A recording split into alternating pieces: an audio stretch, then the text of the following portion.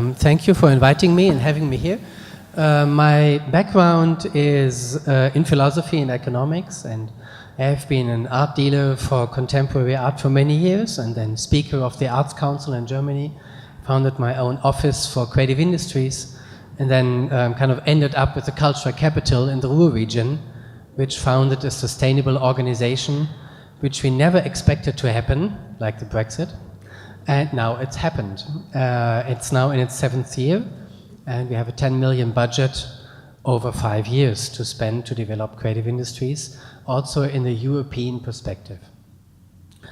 Now, I'm here for my second job also, speaking for the Creative Industries Business Network, which is a network of now 40 agencies of the national, regional and city level which promote creative industries. We are represented in about 25 nations, and I think you will be not surprised if I'm telling you we don't have a unified response to the Brexit. So what is happening there if you're looking into the single markets?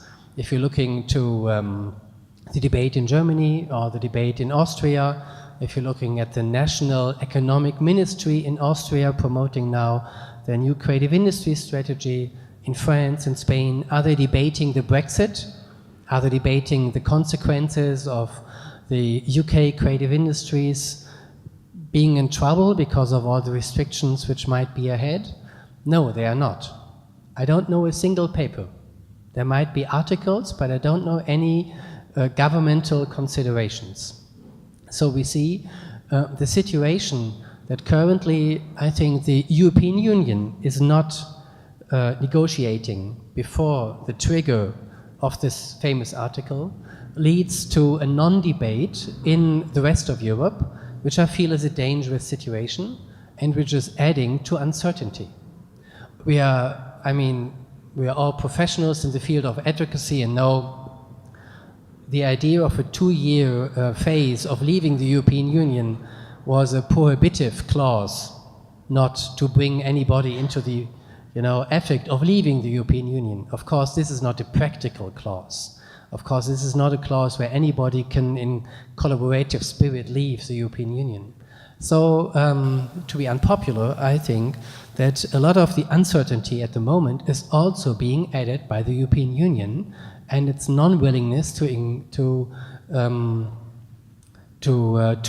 come into a dialogue, which would be one of the hard values of culture. We're talking of inclusion as a cultural value. Now practice it with the UK and change this habit. If you step back, besides the facts and figures, looking what we have learned now in the debates with partners in our network, is that despite the fact that creative industries is innovation driver, is a job driver, is a growth driver, all those fantastic figures we can deliver, we have to see that all the story Julie was just preaching to us in fantastic words did not find a majority in UK. And we have to admit that even in other nations, in Germany, in Austria, in France, in the Netherlands, we see minorities, strong minorities of 25–20% who don't share this vision. So I think if we step back from our own story and review, we have to see that in this post-Brexit world, we see a large population who does not share our call for more income, more internationalization of the artists. They suddenly see the cultural system as part of the system. They don't understand, they don't want, they don't share, which does not improve their income. So this is really strange because people, go to the theater, they buy the cinema cards and enjoy reading books, but still they don't feel part of this world. And I believe we don't make them part of our world of culture if we give them our great numbers of turnover and job creation, because they don't share this. It's like with the football players that see the millions of income of Adele, but do they vote for this system? Unfortunately not.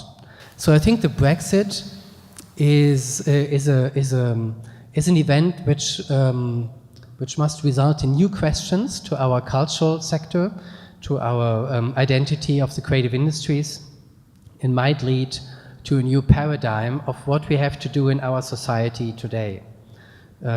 Is it really about focusing the economic strength we have, or is it rather focusing the social agenda culture provides? This would be a shift in perspective, because we all know that even on the European level, culture and creative industries is big because of its economic contribution. This is the reason why we have been big on the agenda in the last years. So we might have to rethink this, especially since new governments like in UK are addressing this new population, this other population part, with the new topics and new items. And of course, because of those new values on the agenda, I think one of the major issues within UK is also the anxiety of budget cuts on the national agenda. It's not just about being open to European Union, but it's also been about preventing national cuts, which have taken place over the last years already. So with this kind of thoughtful agenda, I think I want to close with a positive attitude, with an